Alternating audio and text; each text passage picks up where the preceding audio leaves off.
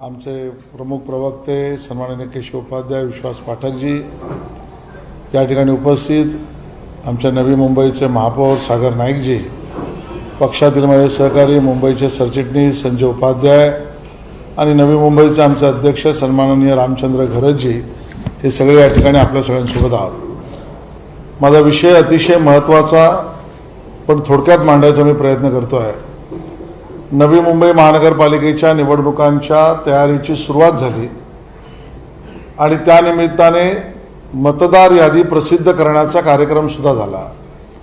23 तारखेपर्यंत सूचना हरकतींची वेळ होती आणि त्या सूचना हरकतींवर 3 तारखेपर्यंत योग्य निर्णय घेणं हे निवडणूक कार्यपद्धतीत अपेक्षित आहे। या सगळ्या नवी मुंबईच्या मतदार यादीचं अवलोकन भारतीय जनता पक्षाने अतिशय कठोरतेने आणि प्रामाणिकतेने केलं आणि आज या ठिकाणी आम्हाला सांगावं लागतंय की या सगळ्या मतदार यादीत जवळजवळ 9-9.5 लाख टोटल मतदार आहेत। त्यापैकी 20,000 प्रकरणांच्या वर हरकतीने सूचना केवळ भारतीय जनता पक्षाने त्या ठिकाणी नोंदवल्या आहेत। कुठल्याही निवडणुकीमध्ये, सर्वसाधारण निवडणुकीमध्ये एवढ्या मोठ्या प्रमाणात हरकतीने सूचना मतदार यादीवरच प्रश्नचिन्ह निर्माण करणाऱ्या आजपर्यंत कुठल्याही महानगरपालिकेच्या निवडणुकात झाला नाही। इतका मोठा घोळ या मतदार याद्यांमध्ये घालण्यात आलेला आहे। आमचा आरोप आहे की या मतदार याद्यांमधला घोळ हा मंत्रालयातल्या एसी केबिनमध्ये बसून केलेलं कटकारस्थान आहे। निवडणुकीच्या रणांगणात जे टिकू शकत नाही असे सत्ताधारी महाराष्ट्र विकास आघाडीची लोक मंत्रालयाच्या एसी केबिनमध्ये बसून कटकारस्थान करून नवी मुंबईवर त्या ठिकाणी निवडणुका लादतायत, अशा पद्धतीचा आमचा थेट आरोप आहे। पळवापळवीचा कार्यक्रम आम्ही आजपर्यंत पाहिला। उमेदवार सापडत नव्हते म्हणून उमेदवार अन्य पक्षांचे कार्यकर्ते पळवापळवी करणं, पण आता तर मतदारांची पळवापळवी करणं हा अभिनव प्रयोग या राज्यामध्ये पहिल्यांदा शिवसेनेच्या नेतृत्वातील महाराष्ट्र विकास आघाडीने केलेला आहे। आणि म्हणून सगळं डिटेल मी सांगणार नाही, पण कोपरखैरणे प्रभाग क्रमांक 39 मधील सोसायटी आणि चाळीमधलीच नावं पसार। आता ही नावं इथून दुसरीकडे नेणं म्हणजे हा पहिला प्रकार पळवापळवीचा, तो म्हणजे पसार करणं। दुसरं, त्या ठिकाणी या बाबतीत लेखी निवेदन द्यायला जर ऐरोलीच्या प्रभाग क्रमांक 15 मधील नावं प्रभाग क्रमांक 16 आणि 17 मध्ये गेली म्हणून लेखी निवेदन द्यायला गेल्यानंतर अधिकारी निवेदनही घ्यायला तयार नाही, हा दुसरा निवडणुकीतला प्रकार म्हणजे तो म्हणजे कामचुकार। तर पहिल्यांदा निवडणुकीत मतदारांची नावं पळवणं हा पसार, दुसरा त्या पद्धतीने कामचुकार, अशा पद्धतीचा प्रकार। घणसोलीच्या प्रभाग क्रमांक 27 आणि 28 मध्ये मोठ्या प्रमाणावर जी लोक तिथे राहतच नाही त्यांची नावं त्या ठिकाणी दर्ज केलेली आहे। याचा अर्थ मतदार यादी त्या वॉर्डाची टुकार। त्यामुळे एका बाजूला पसार, दुसऱ्या बाजूला कामचुकार, तिसऱ्या बाजूला टुकार, अशा पद्धतीची मतदार यादी। आणि या सगळ्यातना त्यापुढे वॉर्ड क्रमांक 44 नवी मुंबई महानगरपालिका प्रभाग, याच्यामध्ये तर मतदार यादीत नावं मोठ्या प्रमाणात दुबार, म्हणजे दुबार, पसार, कामचुकार आणि टुकार या सगळ्या पद्धतीची मतदार यादी निर्माण करून मतदारापासून मतदारांना एका अर्थाने नकार, अशा पद्धतीचं चित्र लोकशाहीमध्ये होत आहे। आणि म्हणून या कटकारस्थानातून प्रभाग क्रमांक 74 असेल, ज्यामध्ये प्रभाग क्रमांक 79 मधली नावं टाकली का, तर 79चा वॉर्ड गेल्या वेळेला युतीमध्ये शिवसेना जिंकली कारण भाजपमुळे, मग ह्या वेळेला जिंकायचं असेल तर 79 मध्ये 74 मधली नावं टाकली तर तो सुद्धा वॉर्ड कुठेतरी आम्ही जिंकू शकू, अशा पद्धतीचं कटकारस्थान। आणि म्हणून आमचा थेट सवाल ठाकरे सरकारला आहे, तुम्हाला या पद्धतीने निवडणूक जिंकण्याचा कार्यक्रम आपण लावला असेल तर त्या विरोधात लोकशाही पद्धतीने आम्ही जन आंदोलन करू 1 आणि 2-3 तारखेपर्यंत या मतदार यादीमधला सकारात्मक कायदेशीर योग्य बदल झाला नाही तर न्यायालयात सुद्धा आम्ही त्याचे दार ठोठावू, या पद्धतीचं आम्ही त्या ठिकाणी आवाहन करतोय। आणि अशी पळवापळवी, अशी बनवाबनवी, आणि अशा कट कारस्थानाने नवी मुंबईची निवडणूक जिंकता येणार नाही. नवी मुंबईमध्ये जाऊन सुप्रियाताईंनी एक वक्तव्य केलं असल्यामुळे त्यांना सुद्धा आम्ही विनंती करतोय की आता तरी या नगरपालिकेच्या महानगरपालिकेच्या निवडणुकीतील मतदार यादीतील घोळावर SIT तुम्ही नेऊन चौकशी करणार आहात का, या पद्धतीचं सुद्धा निवेदन आम्ही त्या ठिकाणी करतो आहोत. मला मांडायचं होतं तो विषय मी मांडलेला आहे.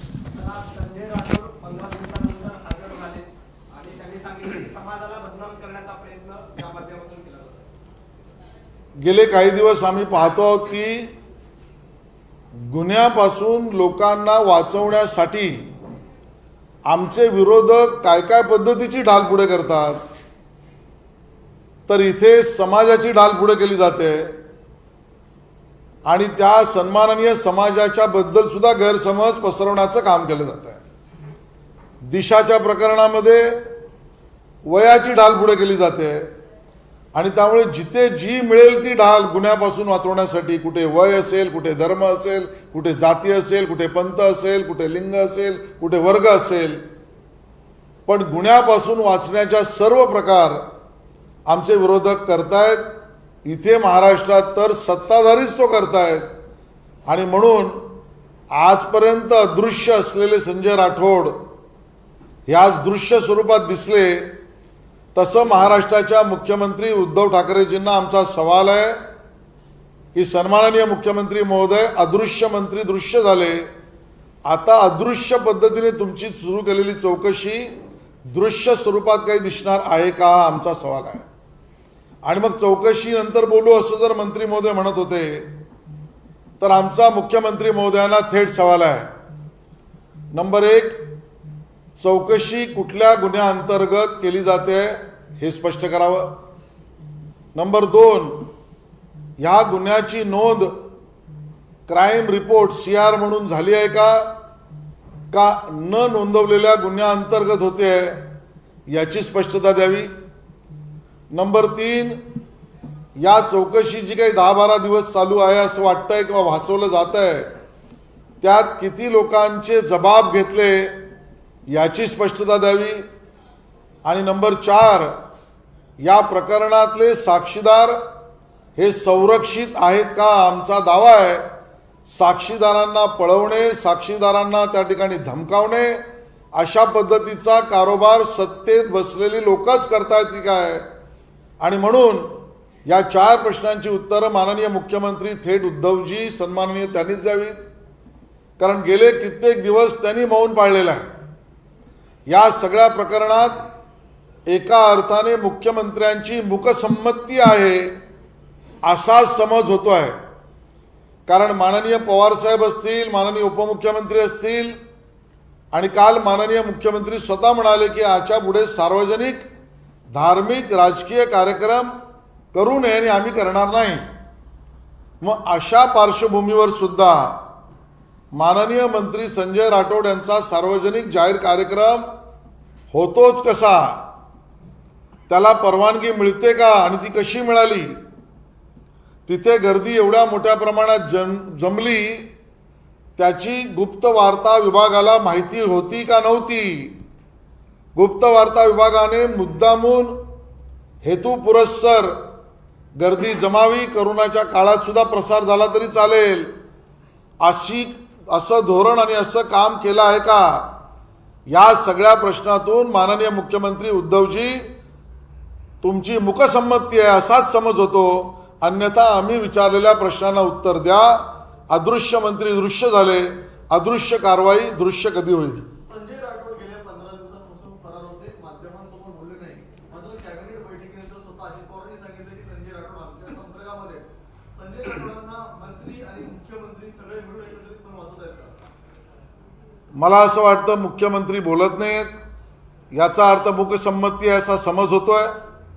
उपमुख्यमंत्री थेट त्यांच्याशी बोलतायत आणि त्यांच्याशी काय बोलतायत याचं स्पष्टीकरण देत नाही आहेत. त्यामुळे सगळंच प्रकरण गुलदस्त्यात टाकल्यासारखं केलं आहे, लपवाछपवी करण्याचं काम केलं आहे. ढाल समाजाची आणली तरी जिच्या नावाने, ज्या पीडित व्यक्ती आणि महिला भगिनीच्या नावाने हे सगळं संशय उभं झालं आहे, ती सुद्धा भगिनी आमची त्याच समाजाची आहे आणि त्यामुळे एक मोठं कटकारस्थान या पद्धतीच्या गुन्ह्याच्या चौकशीला दडपण्याचं होत आहे. आज झालेला प्रकार म्हणजे पोलीस यंत्रणेवर आतापर्यंत राजकीय दबाव होता, आता पोलीस यंत्रणेवर आम्ही सामाजिक त्या ठिकाणी दबावसुद्धा टाकू, हिम्मत असेल तर चौकशी करून दाखवा अशा पद्धतीचाच संदेश दिला जातोय. त्यामुळे मुख्यमंत्री आणि उपमुख्यमंत्री दोन्ही मिळून या विषयात नेमकं काय घडलंय त्या गुलदस्त्यातल्या गोष्टी समोर आणणं आवश्यक आहे. तुम्ही स्वतः एक वकील आहात, हा सगळ्यात पहिल्यापासूनचा प्रवास जर बघितला तपासाचा तर प्रत्येक जो पुरावा आहे प्रत्येक साखळी कुठे ना कुठे कनेक्ट होते. मग ते ऑडिओ क्लिप्स असतील, 2 आरोपीचा पहिला तपास, संबंधित मुलीचा मोबाईल आणि लॅपटॉप गायब होणं, त्यानंतर ते समोर सगळी पुराव्यांची श्रंखला जर बघितली, तुम्हाला नेमकं काय वाटतंय तपासामध्ये जी संशयास्पद भूमिका आहे आणि 15 दिवसानंतर समोर येणं, एक वकील म्हणून पोलीस पूर्णपणे दबावामध्ये पडले? पोलिसांवर खूप मोठा दबाव आहे. माननीय विरोधी पक्षनेते देवेंद्र फडणवीसजी यांनी सुद्धा ते स्पष्ट केलं आहे. आणि सगळी साखळी आपण जर नीट पाहिली तर ज्याच्या भोवती संशयाचं भोवरं फिरतंय तो व्यक्ती या राज्याचा मंत्री आहे.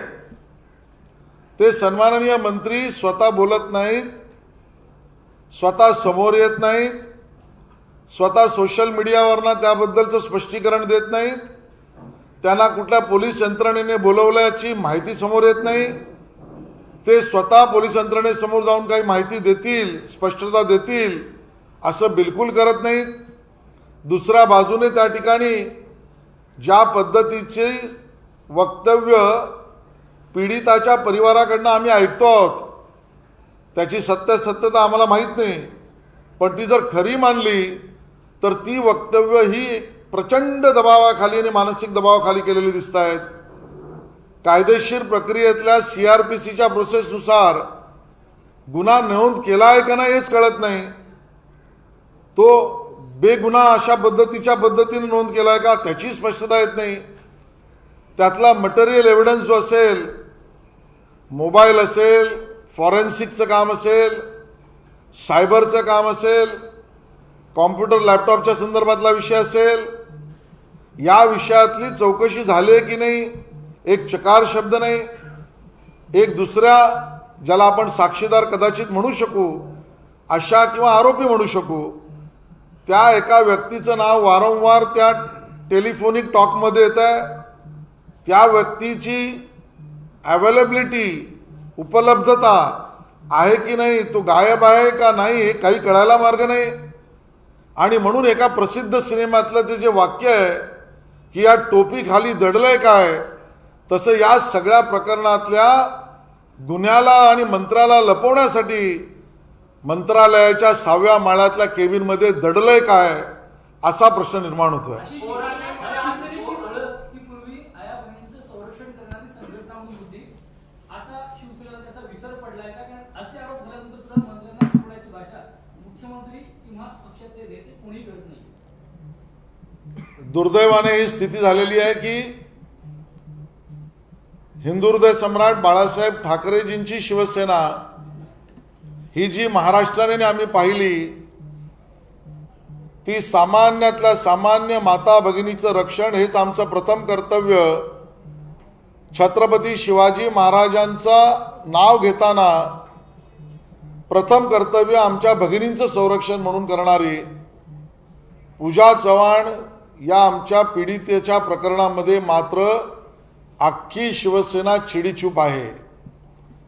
या गुप्तते मागचा आवाज काय आहे आणि या गुप्तते मागचं राज काय आहे हे त्या ठिकाणी जनतेला बिलकुल कळत नाही आहे.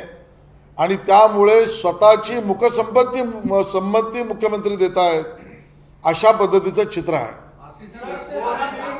पोलिसांच्या गाड्या फोडल्या, माध्यमांच्या गाड्या फोडल्या, एक प्रकारची झुंडशाहीचा प्रकार तिथे बघायला मिळाला. जो सरकारच्या विरोधात बोलेल किंवा सरकारच्या विरोधात प्रश्न निर्माण करेल किंवा सरकारी कार्यक्रमाच्या विरोधात त्या ठिकाणी प्रश्न उपस्थित करेल किंवा सरकारी मंत्र्याला कटघऱ्यात उभं करेल अशा 4ही प्रकरणात गेल्या वर्ष दीड वर्षात आम्ही पाहिलंय सरकारी सत्ताधारी पक्षातली लोक केवळ आणि केवळ झुंडशाहीचे सार्वजनिक प्रयोग करतायत.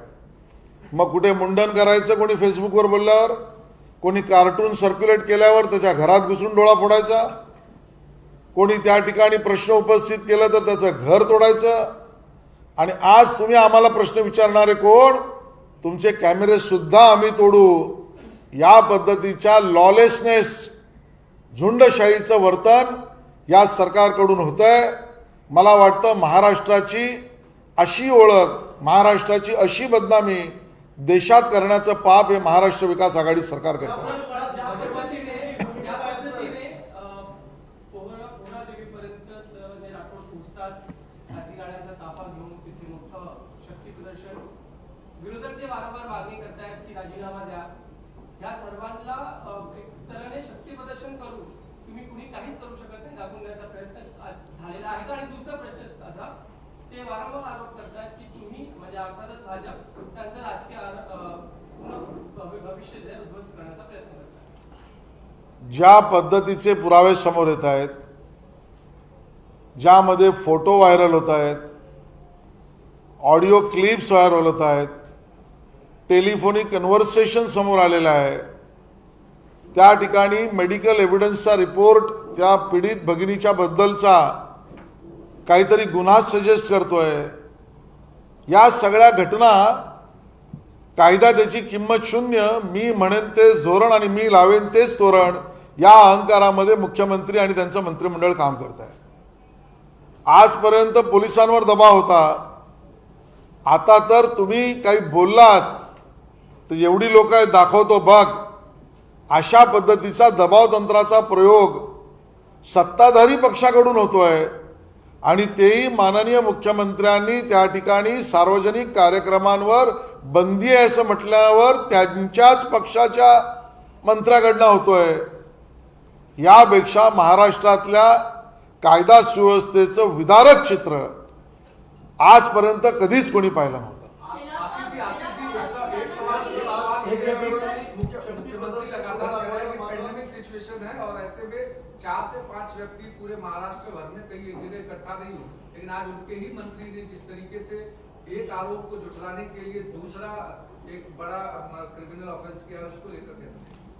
बात बहुत स्पष्ट है. जब माननीय मुख्यमंत्री महोदय ने सार्वजनिक रूप में पूरे प्रदेश को ये घोषित करके कह दिया कि अभी सार्वजनिक इकट्ठा होने के कार्यक्रमों पर रोक लगाई गई है, बावजूद उसके जो मंत्री कई दिनों से गायब थे वो अचानक दुनिया के सामने आते हैं और बड़ा मॉब लेकर इकट्ठा होते हैं. इतना पूरा क्राउड इकट्ठा होने तक जो हमारी पुलिस की रचना थी वो कर क्या रही थी, उनको उसके बारे में जानकारी नहीं थी क्या? इस कार्यक्रम को परमिशन मिली थी क्या? मंत्री महोदय ने इस कार्यक्रम में लोगों को इकट्ठा आने के लिए कहा था क्या?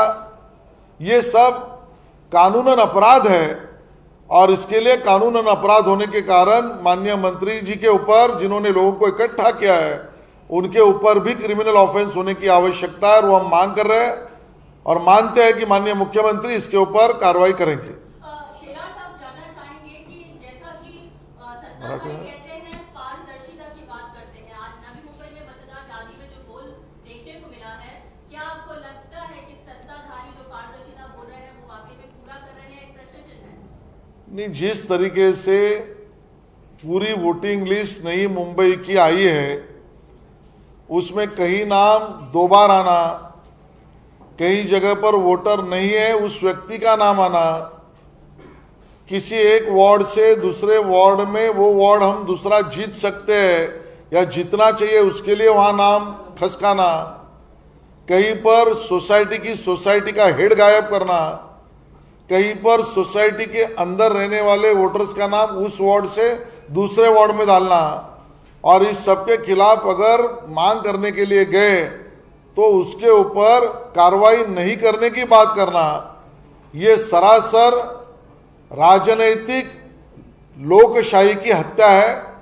नई मुंबई चुनाव को हारता हुआ देखकर महाराष्ट्र विकास आघाड़ी ने ये जो पैतरा किया है वो कानूनन अपराध है.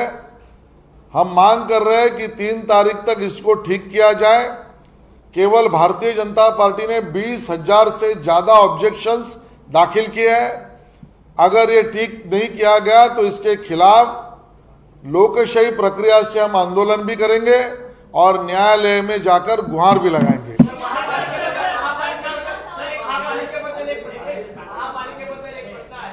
तुम्ही नवी मुंबईचा आरोप करतायत, परंतु आज सांगली महापालिकेची निवडणूक झाली, भाजपचे नगरसेवक फोडून तिथं राष्ट्रवादीचा महापौर झालेला आहे जयंत पाटलांनी भाजपला मोठा धक्का दिला। सत्तेचा गैरवापर, सत्तेच्या पैशातून आमिष, सत्तेच्या ताकदीमधून दादागिरी याच्याशिवाय दुसरं काय म्हणणार। आणि त्यामुळे निवडणुकीत आमचा पराभव झाला हे समोरच आहे, स्पष्ट आहे। आम्ही या प्रकरणाची सखोल चौकशी करून त्यावर योग्य ती प्रतिक्रिया लगेचच देऊ। चव्हाण प्रकारामध्ये संजय राठोड आज समोर आले, त्यांनी आक्रमकपणे भूमिका घेऊन शक्ती प्रदर्शन केलं, मात्र पूजा चव्हाणांच्या प्रश्नावरती त्यांनी माध्यमांसमोरून पळ काढला।